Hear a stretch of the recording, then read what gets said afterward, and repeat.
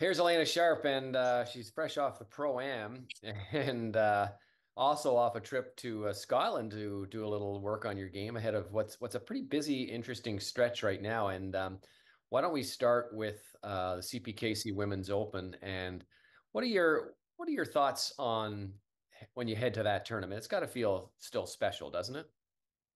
Oh, absolutely. It's like a major to me. Really looking forward to going to Calgary. My aunt and uncle live there, so it'll be nice to see them. And I've heard that Earl Grey is a great course. I've never played it, so looking forward to that. Does this tournament stand out? I mean, you've played every tournament on the LPGA Tour, I'm sure, over your career, but for a non-major now, is this as big as a major in terms of the build out, the atmosphere, the feeling that the players get? I don't think there's, a better tournament out there. The build out, I mean, everybody always votes the Canadian Open as their top tournament. I think they've won that award the last 2 years, so no surprise. Seems like every year it just gets better. What do you think the reason is? Is it just because they do look after the special little things that they maybe treat you a little bit better, or maybe that there's more fans there? Is it all of the above? I think it's all of the above. I think, we always have great volunteers, and then the fans, no matter which part of the country we're playing in, are always out in full force. And I think that that doesn't happen all the time on the LPGA. So I think that's what the players love, to play in front of a bunch of people. And they're good golf fans. They clap, they don't just, if you hit it to 15 feet, they know it's a good golf shot. They clap. It doesn't have to be 4 inches. So that's kind of fun, because like there's other tournaments out here where I've walked up to the green and I'm 5 feet from the hole and no one has clapped. I'm like, wow, tough crowd. Speaking of putting the ball 5 feet from the hole, your game seems to be rounding up. You spent some time, you said, with your coach across the pond. Tell us how that's gone. Yeah, honestly, we can always criticize something. I mean, I didn't play well the last couple of events, so I decided to take a trip over to see Pete, my coach, in the UK, because Phoenix is just burning up, and it's just not ideal practicing weather. So got 3 nice days in, and I feel a lot more clear on what I need to be doing, and just cleared up a lot of questions that were kind of arising from some of the bad shots that I hit over the last couple tournaments. And, now I get a couple tournaments to play, one being the Canadian Open before Paris. So these next 3 weeks are going to be fun. You're still a perfectionist, aren't you? I mean, like you're still looking for to try and find the answers and trying to find how you can be improving yourself all the time. Is that fair? Yeah, I'm a grinder. I think I walk off the course every day and think, you know, wow, there was a lot of good, but sometimes you walk off and it's like, I need to be better at this. And I know after a tournament's done, like I'm ready to get back at it Monday and try to be better the next week. So as long as I'm doing that, I'm going to keep playing. Once I stop losing that desire to get better, I think that'll be the time to hang the clubs up. Well, we'll get to that the length of your career in a minute. But when you summarize a tournament, like what do you do? What stands out? Do you say I did this well, I didn't do that well? Do you have like a process that you go through?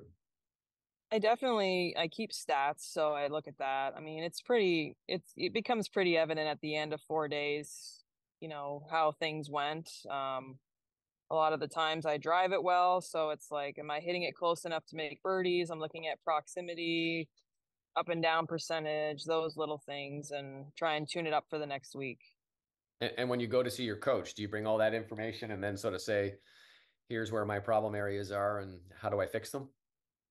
Yeah, and I think, this time around it was like I played well the last 18 months, and that's when I started working with him. And these last couple of events were really weird. I didn't hit it well. I couldn't figure it out. And, for me, I always have to be aware of what I'm doing in my backswing. For so long, I've gotten my arms behind me, and that just leads to trouble on the way down. So worked on that a lot. It's like I focused on that so much last year, and then this year was focusing more on downswing, and I couldn't get to the spots in my downswing without a better backswing. So just changed gears a little bit, and I think it'll be helpful for me, this week, next week, and in Paris. All right, let's deal with Paris and the third Olympics for you. How pumped are you to go back? I'm extremely pumped. I mean, when I started working with Pete back last year, that was a goal, make the Olympics, and I was on the outside looking in, and good play last year, not making a lot of points, playing on Epson, and then you get starts this year, and was able to secure that spot. So I'm super excited, and Tokyo didn't sit well with me, so I'm going back for some redemption.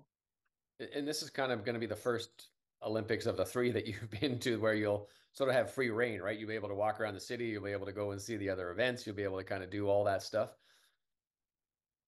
Correct, because Rio they told us to stay in the bubble. They were worried about security, and then obviously Tokyo was during COVID, so we weren't allowed to do anything. So this one will be interesting and right by Paris. I mean, Sarah and I are going to go to the beach volleyball when we get there, and it's right by the Eiffel Tower, so it'll be definitely a different experience for sure. And you're going to obviously have some different help with Golf Canada coaches, things like that. How important is it and how easy is it for you to put together a plan alongside, I'm sure, Sarah and Brooke and Brittany? Yeah, my coach is going to be there, and he has set up that golf course before on the DP World Tour, so Wow. he's got a lot of inside knowledge, which is amazing. We've already been talking about what kind of shots I'm going to see coming down the stretch. I've heard 15, 16, 17, and 18 are really good finishing holes, and you got to drive it well, and the rough is thick, and there's some penalty areas in play, so it sounds like it's going to be a good test of golf, and I'm really happy that he has course knowledge on it. Yeah, really, that's always worth a lot. And is there a little extra special good feelings for putting on the maple leaf? Absolutely love wearing red and white and representing Canada. I've always loved it, and I mean this one just means more because I was on the outside looking in, and my game was kind of I just didn't know if I still had it. And I worked hard last year and almost got my card through Epson and then got some status at Q school. And then I've played decent out here this year. So it's just, I still have it and I want to go out there and represent Canada proud. And post Olympics, what does the rest of the schedule look like? Probably like 4 or 5 events after the Olympics. There's a Solheim Cup in there. So there's a break. If I do well these 2 weeks, I would get into the Scottish, which is a goal coming up. So that's yeah. I mean, it could be a lot of golf. It could be medium golf, but I'm definitely going to be playing a bunch till November. And just to wrap up, you've mentioned before, you've mentioned the term kind of last chapter or, getting to the home stretch. Or where are you right now with your career? Sometimes when it's not going well, I'm like, man, I work hard and this isn't panning out, and then other times I'm like, I still love the grind and getting out there and competing.